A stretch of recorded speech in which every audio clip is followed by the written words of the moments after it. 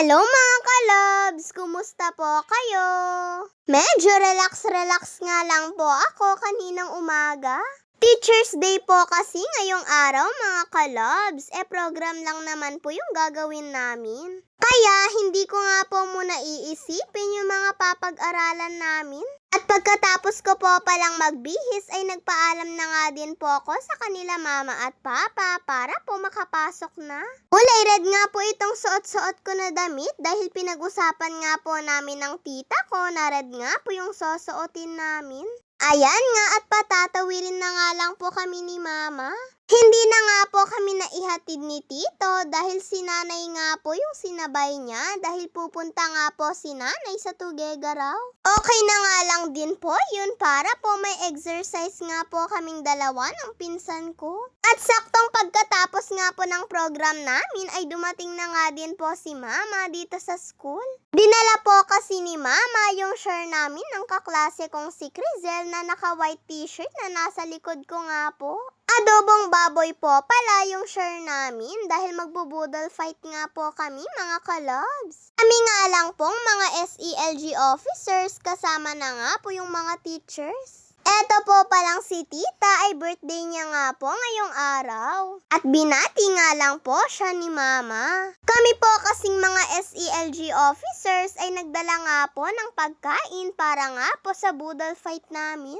Pinagpili po kasi kami ng teacher namin kung ano daw po bang gusto namin. Kung budol fight o magpack-lunch na lang po.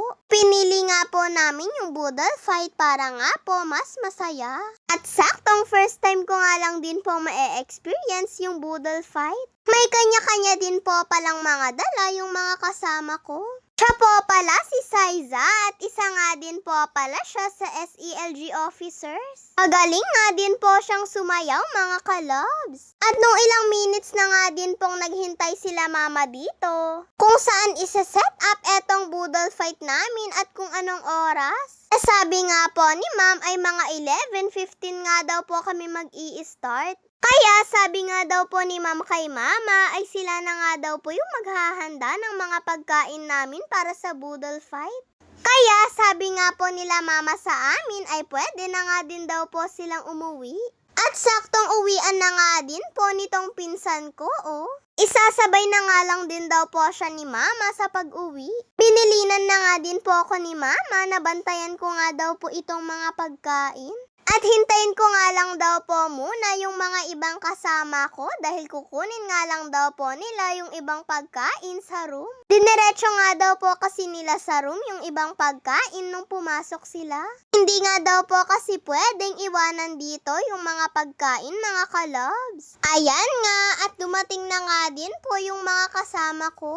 Medyo madami-dami na nga din po eto pong mga pagkain na nadala namin. Nako at tignan nyo naman po itong isang kaklase namin at sinasayaw niya pa nga po yung pagkain. At nung dumating na nga din po yung mga kasama ko ay nagpaalam na nga din po si mama dahil kailangan na nga din daw po nilang umuwi. Nauna na nga daw po kasing umuwi si kuya sa bahay. Sinamahan niya po kasi si mama kaninang umaga sa pagdadala dito ng ulam.